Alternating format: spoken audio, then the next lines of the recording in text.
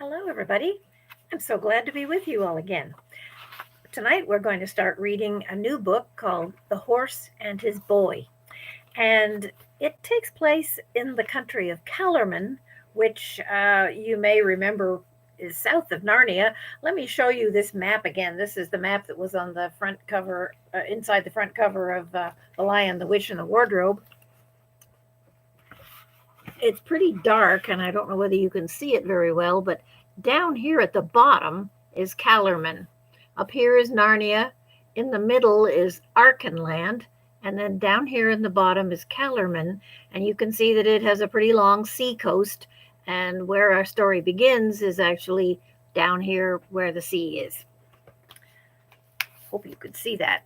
It's not terribly bright, I know. All right, The Horse and His Boy.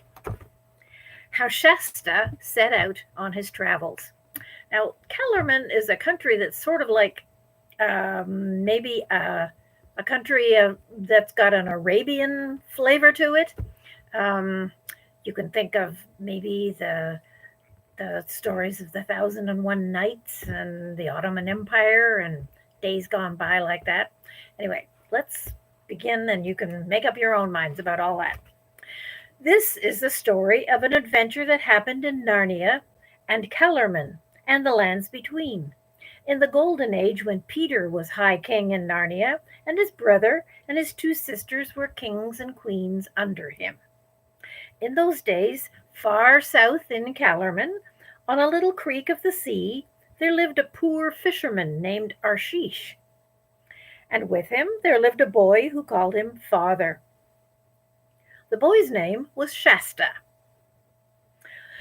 On most days, Arshish went out in his boat to fish in the morning, and in the afternoon he harnessed his donkey to a cart and loaded the cart with the fish and went a mile or so southward to the village to sell it. If he had sold well, he would come home in a moderately good temper and say nothing to Shasta. But if he had sold badly, he would find fault with him and perhaps beat him. There was always something to find fault for, and Shasta had plenty of work to do, mending and washing the nets, cooking the supper, cleaning the cottage in which they both lived. Shasta was not at all interested in anything that lay south of his home, because he had once or twice been to the village with Arshish, and he knew that there was nothing very interesting there. In the village, he met only other men who were just like his father. Men with long, dirty robes and wooden shoes turned up at the toe, turbans on their heads, and long beards, talking to one another very slowly about things that sounded dull. But he was very interested in everything that lay to the north, because no one ever went that way, and he was never allowed to go that way himself. When he was sitting out of doors, mending the nets, and all alone, sometimes he would look eagerly toward the north. One could see nothing but a grassy slope running up to a level ridge, and beyond that the sky with maybe a few birds in it. Sometimes, if Arshish were there with Shasta, Shasta would say, "Oh, my father, what is there beyond that hill?" And then the fisherman, if he were in a bad mood, he would box Shasta's ears. Do you know what boxing your ears is like? That's when somebody puts their hands on either side of your head and goes wham like that. And it really hurts because of course, it compresses the air in your ear and it hurts your eardrum really badly. So that's what boxing your ears is. And sometimes if he was in a bad temper, he would box Shasta's ears and tell him to attend to his work.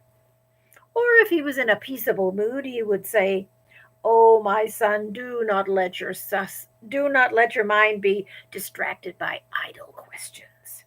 For one of the poets has said, application to business is the root of prosperity, but those who ask questions that do not concern them are steering the ship of folly toward the rock of indulgence and indigence." Indigence means you don't have a job, you're poor. Shasta thought that beyond their hill there must be some delightful secret which his father wished to hide from him. In reality, however, the fisherman talked like this because he didn't know what lay to the north, and neither did he care. He had a very practical mind. One day there came from the south a stranger who was unlike anyone that Shasta had ever seen before. He rode upon a strong, dappled horse. That means a horse that was sort of spotted gray and darker gray. A strong, dappled horse with flowing mane and tail, and his stirrups and bridle were inlaid with silver. The spike of a helmet projected from the middle of his silken turban, and he wore a shirt of chain mail. By his side hung a curving scimitar, around which is like a long curved sword. A round shield studded with bosses of brass hung at his back, and his right hand grasped a lance. His face was dark, but this did not surprise Shasta because all the people of Calormen are like that. What did surprise him was the man's beard, which was dyed bright red, crimson, and curled and gleaming with scented oil. But Arshish knew by the gold on the stranger's bare arm that he was a Tarkhan or a great lord, and he bowed kneeling before him until his beard touched the earth and made signs to Shasta to kneel also. The stranger demanded hospitality for the night, which of course the fisherman dared not refuse. All the best they had was set before the Tarkhan for supper, and he didn't think very much of it. Here's a picture of the Tarkhan and Arshish and Shasta.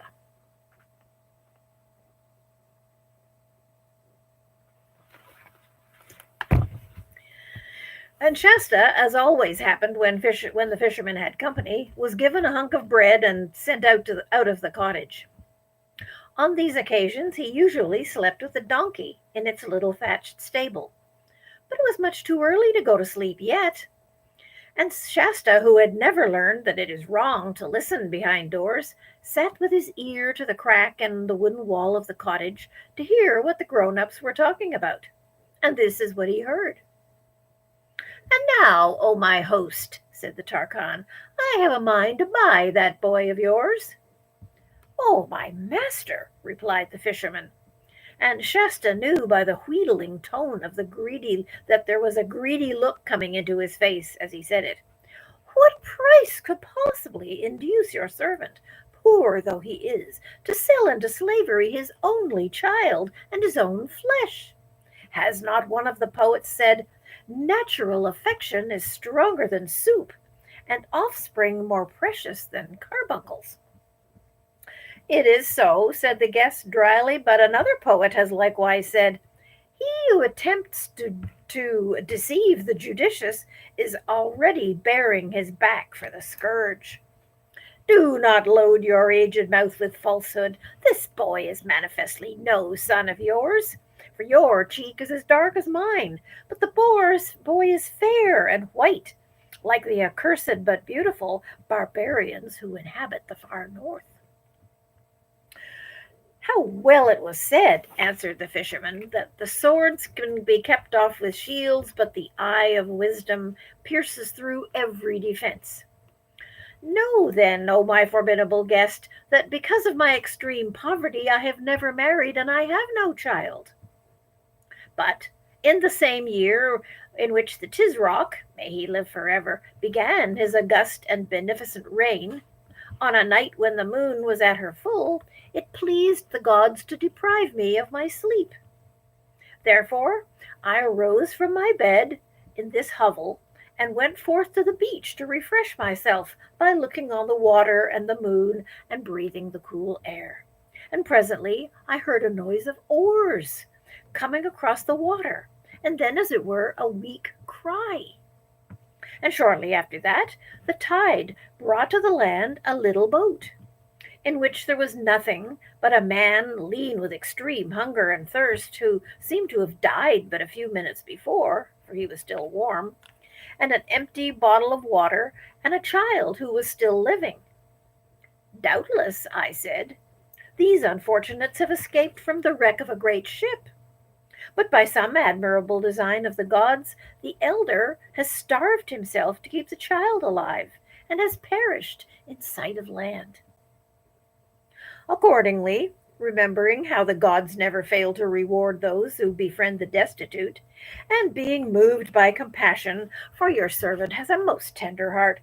Oh, leave out all those idle words in your own praise, interrupted the Tarkan. It is enough to know that you took the child and have had 10 times his worth of daily bread out of him in labor, as anyone can see.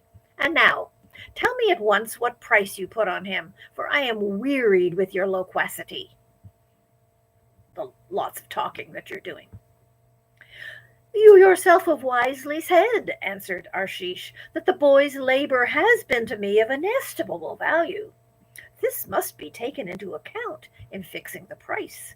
For if I sell the boy, I must undoubtedly either buy or hire another to do his work. I'll give you 15 crescents for him, said the Tarkan. 15? cried Arshish, in a voice that was something between a whine and a scream. 15? For the prop of my old age and the delight of my eyes, do not mock my grey beard, Tarkan, though you may be. My price is 70. At this point, Shasta got up and tiptoed away. He had heard all he wanted, for he had often listened when men were bargaining in the village, and he knew how it was done. He was quite certain that Arshish would sell him, and he would sell him for something much more than 15 crescents, and for much less than 70, but that he and the Tarkan would take hours in coming to an agreement. You mustn't imagine that Shasta felt at all like you and I would feel if we had just overheard that our parents were talking about selling us as slaves. For one thing, his life was already little better than slavery already. For all he knew, the lordly stranger on the great horse might be kinder to him than Arshish. And for another, the story about his own discovery in the boat had filled him with excitement and with a sense of relief. He had often been uneasy because, try as he might, he had never been able to love the fisherman, and he knew that a boy ought to love his father. Now, apparently, he was no relation to Arshish at all. That took a great weight off his mind. Why, I might be anyone. I might be the son of the Tisrock, may he live forever, or the son of a god. He was standing on the grassy place before the cottage while he thought of these things.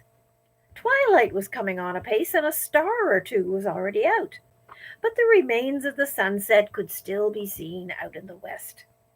Not far away, the stranger's horse, loosely tied to an iron ring in the wall of the donkey's stable, was grazing. Shasta strolled over to it and patted its neck. It went on tearing up the grass and paying no attention to him. Then another thought came into Shasta's mind. I wonder what sort of a man that Tarkan is, he said out loud. It would be splendid if he were kind. Some of the slaves in a great lord's house have next to nothing to do. They wear lovely clothes and eat meat every day. Perhaps he'd take me to the wars, and I'd save his life in battle, and he'd set me free, and adopt me as his son, and give me a palace and a chariot and a suit of armor. But then he might be a horrid, cruel man. He might set me to work in his fields in chains. I wish I knew. How can I know? I bet this horse knows. If only he could tell me. The horse had lifted his head. Shasta stroked its smooth as satin nose and said, I wish you could talk, old fellow. Then for a second he thought he was dreaming, for quite distinctly, though in a low voice, the horse said, But I can. Shasta stared into its great eyes, and his eyes grew almost as big with astonishment. How did you ever learn to talk? He asked. Hush, not so loud, replied the horse. Where I come from, nearly all the animals can talk. Wherever is that? Said Shasta. Narnia, answered the horse, the happy land of Narnia. Narnia of the heathery mountains and the thymy downs, Narnia of the many rivers, the splashing glens, the mossy caverns, and the deep forests ringing with the hammers of the dwarves. Oh, the sweet air of Narnia! An hour's life there is better than 1,000 in Calormen. And it ended with a whinny that sounded very like a sigh. Well, how did you get here? Said Shasta. Kidnapped, said the horse, or stolen, or captured, whatever you like to call it. I was only a foal at the time. My mother warned me not to range the southern slopes into Archenland, but I wouldn't listen to her. And by the lion's mane, I have paid for my folly. All these years I've been a slave to humans, hiding my true nature, pretending to be dumb and witless like their horses. Why didn't you tell them who you were? I'm not such a fool, that's why. If they had once found out that I could talk, they'd have made a show of me at fairs and guarded me more carefully than ever. My last chance of escape would have been gone. And why? Began Shasta, but the horse interrupted him. Now look, he said, we mustn't waste time on idle questions. You want to know about my master, the Tarkhan Unrodden? Well, he's bad. Not too bad to me, for a war horse costs too much to be treated badly. But you'd be better lying dead tonight than go as a human slave in his house tomorrow. Then I'd better run away, said Shasta, looking very pale. Yes, you had, said the horse, but why not run away with me? Are you going to run away too? Yes, if you'll come with me, said the horse. This is the chance for both of us. You see, if I run away without a rider, everyone who sees me will say, stray horse, and be after me as quick as they can. With a rider, I have a chance to get through. That's where you can help me. On the other hand, you can't get very far on those silly legs of yours. What absurd legs humans have. Without being overtaken. But on me you can outdistance any horse in the country. That's where I can help you. By the way, of course, I suppose you know how to ride. Oh, yes, of course, said Shasta. At least, I've ridden the donkey. You've ridden the what? Said the horse, with extreme contempt. At least that's what he meant. Actually, it came out as sort of a neigh. Ridden the... Talking horses always sound more horsey in accent when they're angry. In other words, it continued, you can't ride. That's a drawback. I'll have to teach you as we go along. If you can't ride, can you fall? I suppose anybody can fall, said Shasta. I mean, can you fall and get up again without crying, and mount again and fall again, and yet not be afraid of falling? I'll try, said Shasta. Poor little beast, said the horse in a gentler tone. I forget you're only a foal. We'll make a fine rider of you in time, and now we mustn't start again until those in the hut are asleep. Meanwhile, we can make our plans. My Tarkhan is on his way north to the great city of Tashbaan itself, and the court of the Tizrock. I say, put in Shasta in a shocked voice, shouldn't you say, may he live forever? Why? Asked the horse. I am a free Narnian, and why should I talk slaves' talk and fools' talk? I don't want him to live forever, and I know he won't live forever, whether I want him to or not. And I can see that you are from the free north too. No more of this southern jargon between you and me. And now, back to our plans. As I said, my human was on his way north to Tashbaan. Does that mean we'd better go south? No, I don't think so, said the horse. You see, he thinks I'm dumb and witless like the other horses. Now, if I really were, the moment I got loose, I'd go home to my stable and my paddock, back to his palace, which is 2 days' journey south. That's where he'll look for me. He'd never dream of my going north on my own. And anyway, he'll probably think that someone in the last village who saw him ride through has followed us here and stolen me. Oh, hurrah, said Shasta. Then we'll go north. I've been longing to go north all my life. Of course you have, said the horse. That's because of the blood that's in you. I'm sure you are true northern stock, but not so loud. I would think they'd probably be asleep by now. I'd better greet and see, said Shasta. That's a good idea, said the horse, but take care you're not caught. It was a good deal darker now and very silent, except for the sound of the waves on the beach, which Shasta hardly noticed, because he'd been hearing it day and night as long as he could remember. The cottage, as he approached it, showed no light, and when he listened at the front door there was no noise. When he went around to the only window he could find, he could hear, after a second or two, the familiar noise of the old fisherman's squeaky snore. It was funny to think that if all went well he would never have to hear that again. Holding his breath, and feeling a little bit sorry, but much less sorry than glad, Shasta glided away over the grass and went to the donkey's stable, groping along to a place where he knew the key was hidden, opened the door, and found the horse's saddle and bridle, which had been locked up there for the night. He bent forward and kissed the donkey's nose. I'm sorry we can't take you, he said. Here you are at last, said the horse, when he got back to it. I was beginning to wonder what had become of you. Well, I was getting your things out of the stable, replied Shasta. And now, can you tell me how to put them on? For the next few minutes, Shasta was at work very cautiously to avoid jingling, while the horse was saying things like, get that girth a bit tighter, or you'll find a buckle lower down, or you'll need to shorten those stirrups a good bit.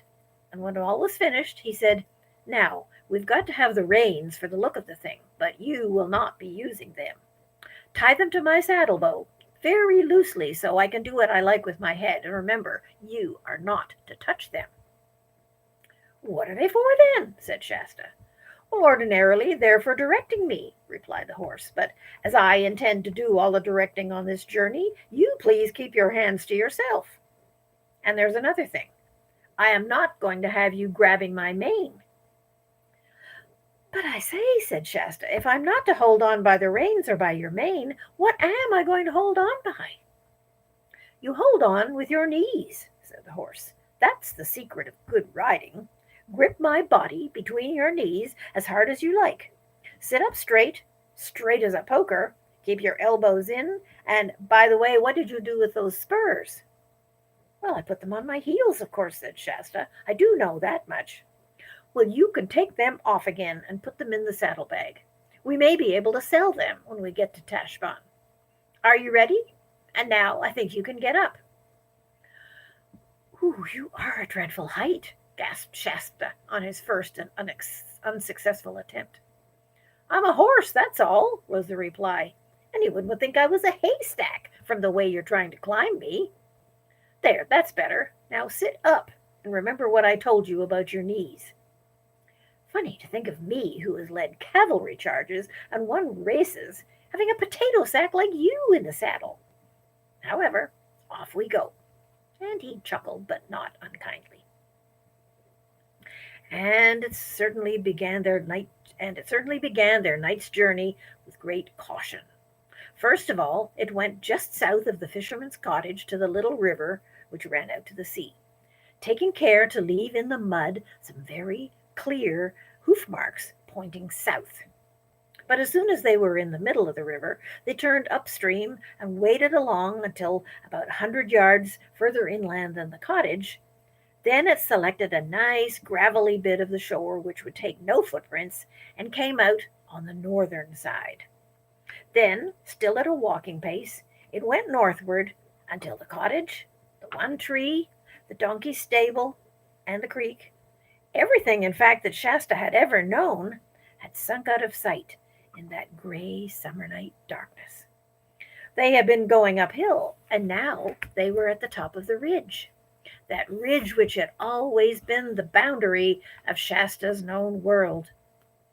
They could not see what was ahead, except that it was all open and grassy. It looked endless, wild and lonely and free. I say, observed the horse, what a place for a gallop, eh? Oh, don't, said Shasta. Not yet. I don't know how to. Please, horse, I don't know your name. Bree hee hinny brinny hooey haw, said the horse. I'll never be able to say that, said Shasta. Can I call you Bree? Well, if it's the best you can do, I suppose you must. And what should I call you? Said the horse. I'm called Shasta. Said Bree. Well, now there's a name that's really hard to pronounce. But now about this gallop. It's a good deal easier than trotting if only you knew, because you don't have to rise and fall. Grip with your knees, keep your eyes straight ahead between my ears, don't look at the ground, and if you really think you're going to fall, just grip harder and sit up straighter. Ready? Now for Narnia and the North. And that's the end of chapter 1. Chapter 2 is A Wayside Adventure. Let's just dig right in, shall we? It was nearly noon on the following day when Shasta was awakened by something warm and soft moving over his face. He opened his eyes and found himself staring into the long face of the horse. Its nose and lips were almost touching his, and he remembered the exciting events of the previous night and sat up. But as he did so, he groaned. "Oh, Bree," he gasped, "I'm so sore all over. I can hardly move." "Good morning, small one," said Bree. "I was afraid you might feel a bit stiff. It can't be the falls. You didn't have more than a dozen or so. And it was all lovely, soft, springy turf. It must have been almost a pleasure to fall on it. And only one of that might have been nasty, and that was broken by the gorse bush, which is a prickly bush that has yellow flowers all over it, but it's like a thorn bush. Now, it's the riding that comes hard at first, but what about breakfast? I've had mine." "Oh, bother breakfast, bother everything, Shasta. Said Shasta, I tell you I can't move." But the horse nuzzled at him with his nose and pawed him gently with a hoof until he had to get up. And then he looked about him and saw where they were. Behind them lay a little copse. Below them, the turf, dotted with white flowers, sloped down to the brow of a cliff. Far below them, so that the sound of the breaking waves was very faint, lay the sea. Shasta had never seen it from such a height, and never seen so much of it before, nor dreamed about how many colors it had. On the other hand, the coast stretched away headland after headland, and the points you could see, the white foaming up the rocks. The coast stretched away, and you could see the white foam running up the rocks, but making no noise because it was so far off. There were gulls flying overhead, and the heat shivered on the ground. It was a blazing day. But what Shasta chiefly noticed was the air. He couldn't think of what was missing until he last realized that there was no smell of fish in it. For of course neither the cottage nor among the nets had he ever been away from that smell in his whole life. And this new air was so delicious. But all his old life seemed so far away that he forgot for a moment about his bruises and his aching muscles, and I say, Bree, did you say something about breakfast?" "Yes, I did," answered Bree. "I think you'll find something in the saddlebags. They're over there, on that tree where you hung them up last night, or early this morning, rather." They investigated the saddlebags, and the results were cheering. There was a meat pie, only slightly stale, a lump of dried figs, and another lump of green cheese, a little flask of wine, and some money, about 40 crescents in all, which was more money than Shasta had ever seen. While Shasta sat down, painfully and cautiously, with his back against a tree, he started in on the meat pie. And Bree had a few more mouthfuls of grass to keep him company. "Won't it be stealing to use the money?" asked Shasta. "Oh," said the horse, looking up with his mouth full of grass, "I never thought of that. A free horse and a talking horse mustn't steal, of course, but I think it's all right. We're prisoners and captives in enemy country. This money is our spoil. Besides, how are we going to get any food for you without it?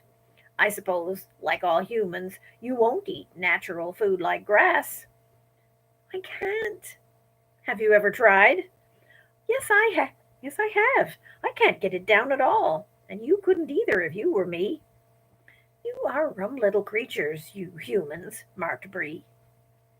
When Shasta had finished his breakfast, which was by far the nicest he had ever eaten, he said, Bree said, "I think I'll have a nice roll before we put that saddle on again." And he proceeded to do so. "Oh, that's good. Oh, that's very good," he said, rubbing his back on the turf and waving all four legs in the air. "You ought to have one too, Shasta," he snorted. "It's most refreshing." But Shasta burst out laughing and said, "You do look funny when you're lying on your back." "I look nothing of the sort," said Bree. But then suddenly he rolled around on his side and raised his head and looked hard at Shasta, blowing a little. "Did it really look funny?" he asked in an anxious voice. "Yes, it did, but what does it matter?" "You don't think, do you," said Bree, "that it might be something that talking horses never do? A silly, clownish trick I've learned from the dumb ones? It would be dreadful to find when I got back to Narnia that I've picked up a lot of low, bad habits. What do you think, Shasta? Honestly now, don't spare my feelings. Do you think the real, free horses, the talking kinds, roll?" "How would I know? And anyway, I don't think you need to bother about it right now. If I were you, we've got to get there first." "Do you know the way?" "Oh, well, I know my way to Tashbaan, and after that comes the desert, and we'll manage the desert somehow, never fear. And then we'll be in sight of the northern mountains by then. Think of it! To Narnia and the north. Nothing will stop us then. But I'd be glad to be past Tashbaan. You and I are safer away from cities." "But can't we avoid it?" "Not without going a long way inland, and that would take us into cultivated land and main roads, and I wouldn't know the way. No, we're just going to have to creep up the coast. Up here on the downs we'll meet nothing but sheep and rabbits and gulls and a few shepherds. And by the way, we better get started." Shasta's legs ached terribly as he saddled Bree and climbed into the saddle, but the horse was kind to him and went at a soft pace all afternoon. When the evening twilight came, they dropped by some steep tracks into a valley and found a village.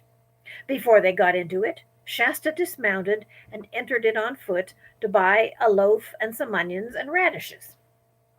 The horse trotted around by the fields in the dusk and met Shasta on the far side, and this became their regular plan every second night.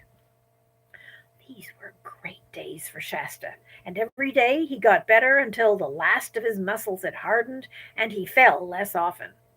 Even at the end of his training, Bree still said that he sat like a sack of flour in the saddle. "And even if it was safe, young'un, I'd be ashamed to be seen with you on the main road." But in spite of his rude words, Bree was a patient teacher. No one could teach riding so well as a horse. Shasta learned to trot, to canter, to jump, and to keep his seat even when Bree pulled up suddenly or swung unexpectedly to the left or the right, which, as Bree told him, was a thing you have to do at any moment in a battle. And then, of course, Shasta begged to be told of the battles and the wars in which Bree had carried the Tarkan. And Bree would tell him of forced marches and the fording of swift rivers and the charges and fierce fights between cavalry and cavalry, and when the horses fought as well as the men, being all fierce stallions trained to bite and to kick and to rear at the moment so that the horse's weight, as well as the rider's, would come down on an enemy's crest in the stroke of a sword or a battle axe. But Bree did not want to talk about the wars as often as Shasta wanted to hear about them. "Don't speak about them, youngster," he would say. "They were only the Tisrock's wars, and I fought in them as a slave and a dumb beast. Give me the Narnian wars, and I shall fight as a free horse among my own people. Those will be wars worth talking about. Narnia and the North. Brah, broo." Shasta soon learned, when he heard Bree talking like that, to prepare for a gallop. After they had traveled on for weeks and weeks, past more bays and headlands and rivers and villages than Shasta could even remember, there came a moonlight night when they started their journey at evening, having slept well during the day. They had left the downs behind them and were crossing a wide plain. with a forest about half a mile away on their left. The sea, hidden by low sandhills, was about the same distance away on their right. They had jogged along for about an hour, sometimes trotting and sometimes walking, when Bree suddenly stopped. "What's up?" said Shasta. "Shh," said Bree, craning his neck around and twitching his ears. "Did you hear something? Listen." "It sounds like another horse between us and the wood," said Shasta, after he had listened for about a minute. "It is another horse, and that's what I don't like," said Bree. "It's probably just a farmer riding home late," said Shasta with a yawn. "Don't tell me," said Bree. "That is not a farmer riding, nor a farmer's horse either.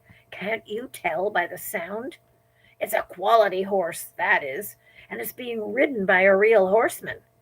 I tell you what it is, Shasta, there's a Tarkan under the edge of that wood, not on his war horse, it's too light for that, on a fine blood mare, I should say." "Well, it's stopped now, whatever it is," says Shasta. "You're right," said Bree. "And why should he stop just when we do?" "Shasta, my boy, I think someone is shadowing us at last." "Well, what shall we do?" said Shasta, in a lower whisper than before. "Do you think he can see us as well as hear us?"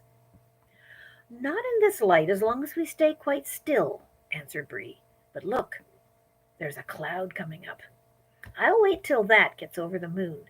Then we can go off to our right as quietly as we can and go down to the shore. We can hide among the sand hills if the worst comes to the worst." They waited until the cloud covered the moon, and then, at a walking pace first, and afterwards at a gentle trot, they made for the shore. The cloud was bigger and thicker than it had looked at first, and soon the night grew very dark. Just as Shasta was saying to himself, "We must be nearly at those sandhills now," his heart leaped in his mouth because an appalling noise had suddenly risen out of the darkness ahead. A long, snarling roar, melancholy and utterly savage. Instantly, Bree swerved around and began galloping inland again as fast as he could gallop. "What was that?" said Shasta. "Lions!" said Bree, without checking his pace or turning his head. And after that there was nothing but sheer galloping for some time. At last they splashed across a wide, shallow stream, and Bree came to a stop on the far side. Shasta noticed that he was trembling and sweating all over. "That water may have thrown the brute off our scent," panted Bree when he had partly got his breath again. "We can walk for a bit now." And as they walked, Bree said, "Shasta, I am ashamed of myself. I'm just as frightened as a common, dumb Calorman horse. I am really. I don't feel like a talking horse at all. I don't mind swords and lances and arrows, but I can't bear those creatures. I think I'll trot for a bit." After a minute or two, though, he began to gallop again, and no wonder, for the roar broke out again, this time on their left, from the direction of the forest. "Two of them!" moaned Bree. When they had galloped for several more minutes without any further noise from the lions, Shasta said, "I say, that other horse is galloping beside us now, only a stone's throw away." "All the better," said Bree. "A Tarkan will have a sword, protect us all." "But, Bree, we might as well just be killed by lions as caught. Or I might. They'll hang me for horse stealing." He was feeling less frightened of lions than Bree, because he had never met a lion. But Bree had. Here's a picture of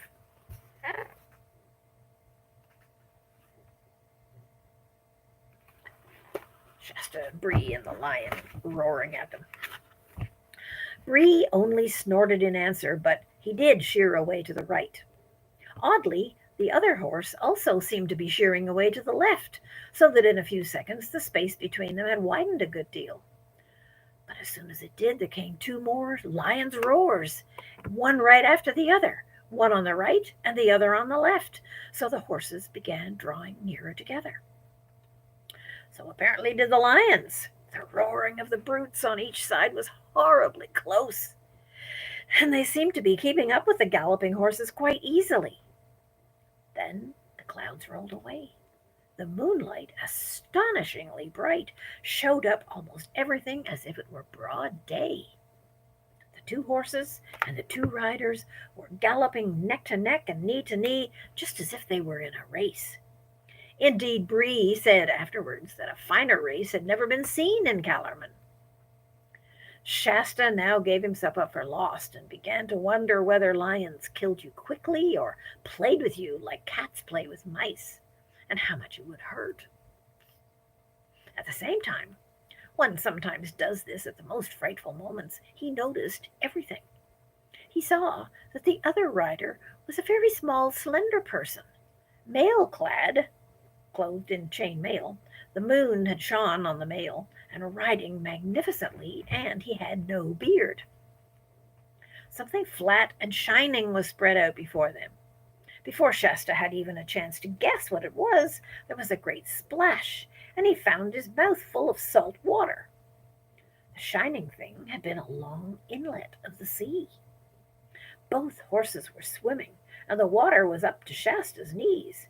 There was an angry roaring behind them, and looking back, Shasta saw a great, shaggy, and terrible shape crouched on the water's edge, but only one. Maybe we shook off the other lion, he thought. The lion apparently didn't think its prey was worth getting wet for. At any rate, it made no attempt to take to the water in pursuit. The two horses, side by side, were now well out into the middle of the creek, and the opposite shore could be clearly seen. The Tarkan had not spoken a word. But he will, he thought, just as soon as we have landed, thought Shasta. And what am I to say? I'd better start thinking about a story. Then suddenly two voices spoke at his side. Oh, I am so tired, said the one. Hold your tongue, Win, and don't be a fool, said the other. I'm dreaming, thought Shasta. I thought that other horse spoke. Soon the horses were no longer swimming, but walking. And soon, with a great sound of water running off their sides and tails, and with a great crunching of pebbles under 8 hoofs, they came out on the farther side of the inlet. The Tarkan, to Shasta's surprise, showed no wish to ask questions. He didn't even look at Shasta, but seemed anxious to urge his horse straight on. Bree, however, at once shouldered himself in the other horse's way. "Rah!" he snorted. "Steady there. I heard you, I did. There's no good pretending, ma'am. I heard you. You are a talking horse, a Narnian horse, just like me." "Well, what's it got to do with it if she is?" said the strange rider fiercely, laying a hand on a sword hilt.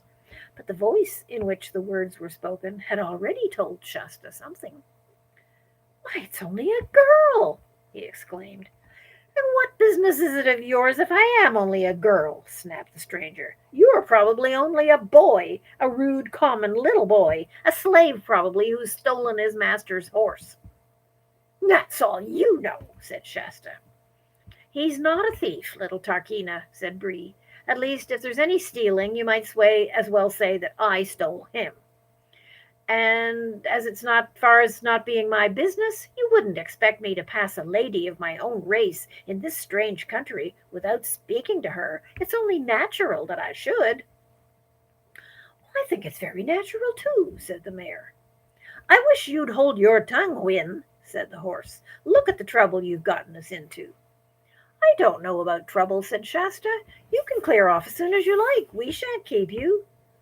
"No, you shan't," said the girl. "Quarrelsome creatures you humans are," said Bree to the mayor. "They're as bad as mules. Let's try to talk a little sense into them.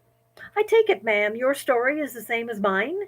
Captured in your early youth, years of slavery among the Calormenes?" "Too true, sir," said the Maine with a melancholy whinny. "And now, perhaps, escape?" "Tell him to mind his own business, Win," said the girl. "No, I won't, Aravis," said the mare, putting her ears back. This is my escape as much as yours, and I'm sure a noble war horse like this is not going to betray us. We are trying to escape. We're trying to get to Narnia." "And so, of course, are we," said Bree. "Of course, you guessed that at once. A little boy in rags riding or trying to ride a war horse at dead of night couldn't mean anything but an escape of some sort. And if I may say so, a high-born Tarkina riding alone at night, dressed up in her brother's army and very anxious for everyone to mind their own business and to ask no questions, well, if that's not fishy." "All right then," said Aravis. "You've guessed it. Quinn and I are running away. We are trying to get to Narnia. So what about it?" "Well, in that case, why don't we all go together?" said Bree. "I trust, Madam Whin, that you will accept such assistance and protection as I might be able to give you on this long journey." "Why do you keep talking to my horse instead of me?" said the girl.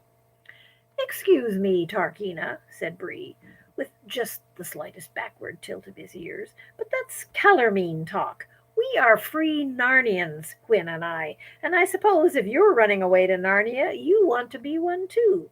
In that case, Quinn isn't your horse any longer. One might just as well say that you are her human."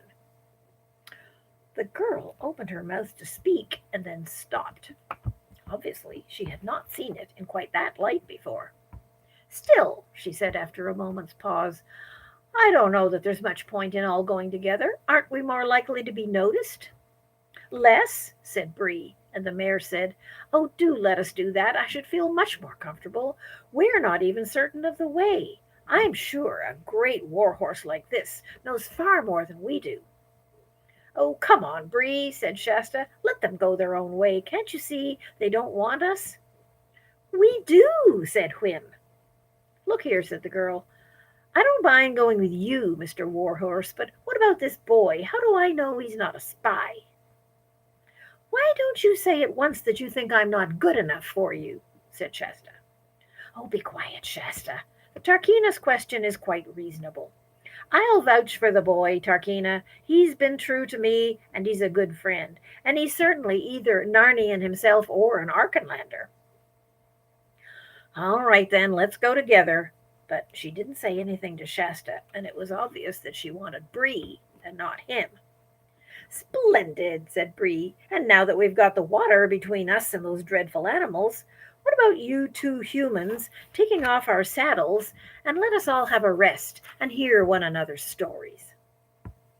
Both the children unsaddled their horses, and the horses had a little grass, and Aravis produced some nice things to eat from her saddlebag, but Shasta sulked and said no thanks, and that he wasn't hungry. And he tried to put on what he thought were very grand and stiff manners. But as a fisherman's hut is not usually a good place to learn grand manners, the result was dreadful. And he half knew that it wasn't a success, and then he became sulkier and more awkward than ever. Meanwhile, the two horses were getting along splendidly. They remembered the very same places in Narnia. Do you remember the grasslands above Beaver's Dam? And they found that they were some sort of second cousins, twice removed. This made things more and more uncomfortable for the humans, until at last Bree said, "And now, Tarkina, tell us your story. And don't hurry. I'm feeling very comfortable now." Here's Tarkina, Aravis. She's getting ready to tell her story. Aravis immediately began, sitting quite still and using a rather different tone and style from her usual one. For in Calormen, storytelling, whether the true stories are true or made up, is a thing that you are taught, just as English boys and girls are taught to write essays. The difference is the people want to hear the stories, whereas I never knew of anyone who wanted to read the essays. End of chapter 2. Come back again. We'll read chapter 3 and 4 next time. Lovely to be with you as always. I'll look forward to the next time. And bye for now.